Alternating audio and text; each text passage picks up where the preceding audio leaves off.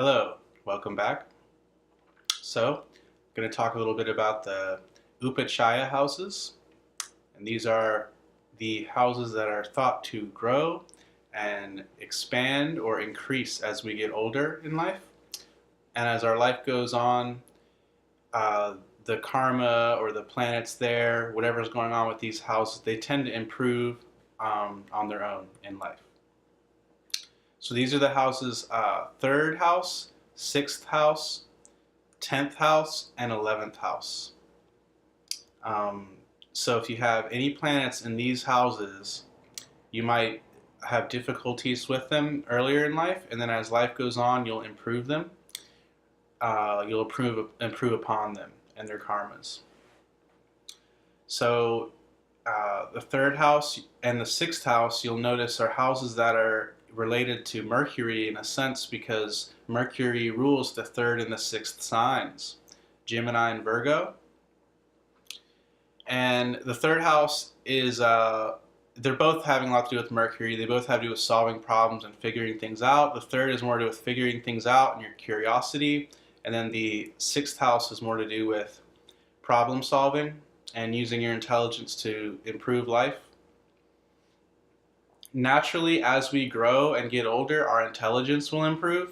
So it makes a lot of sense that things in these houses will improve and the way that we deal with them will improve. And also in the Gemini system, the third and the sixth house have a lot to do with making one intelligent. And there are yogas that involve that. And so the third and the sixth house have a lot to do with intelligence.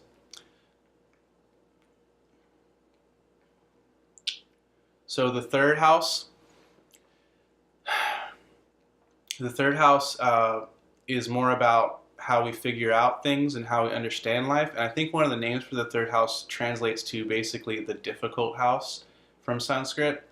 And that's what it's about. It's about skills and training and asserting ourselves and like practicing. And these are all difficult things, but they're difficult things that get better over time. So it makes a lot of sense that the third house is an upachaya, or a growing house, an increasing house. The sixth house is like the sixth sign Virgo, so it deals with solving problems and using our intelligence to improve life and the harvest, you know what I mean? So how do we utilize things in our life? How do we harvest things for our use? Virgos are very practical, they're very utilitarian, they're very good with utilizing what they need and in their environment to solve a problem. And naturally, as you get older, that improves with life. So the sixth is also a tough house. It's a Dusthana. So we already covered that, a bad place. But a planet there and the difficulties with it, the sixth can have to do with negative karma, or say a health problem, or debts.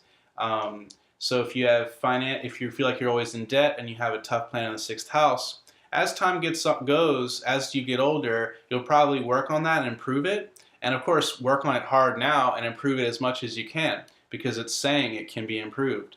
That's kind of what we're getting at. Then the 10th house and the 11th houses both relate to the planet Saturn, as Saturn rules the 10th and the 11th signs, Capricorn and Aquarius. So really these upachayas are all kind of connected to Mercury and Saturn. And Mercury and Saturn deal with how we improve our life and make life on Earth more bearable.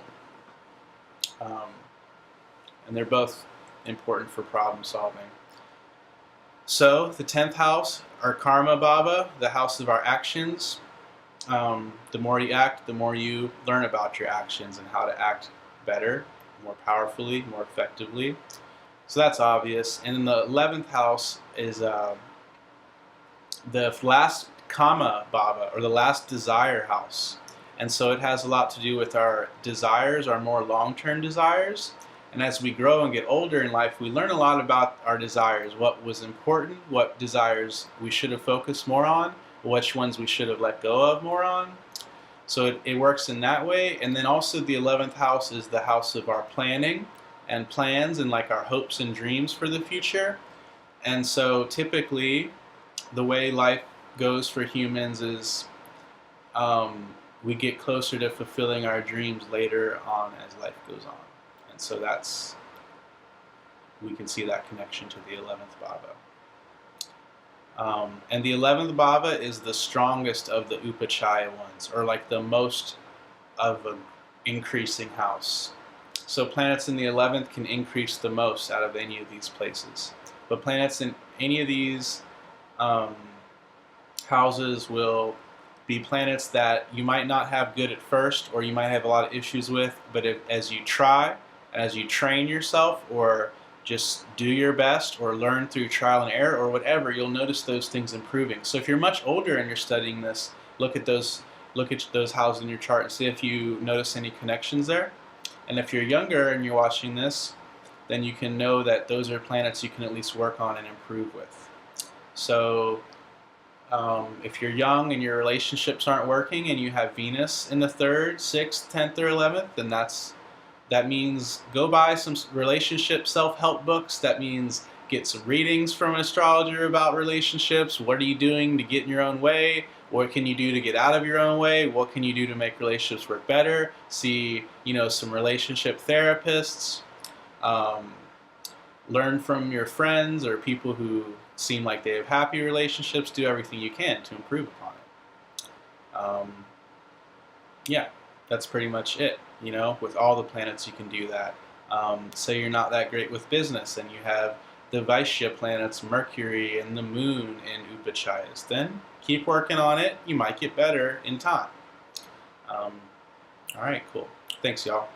I hope that this helps the student of astrology to be better, and I'm going to continue to be making some of these introductory videos, but I'm going to start making more complicated, intricate example videos as well. It just takes a little longer for me to do those, so it'll take more time. Thanks, y'all. Bye.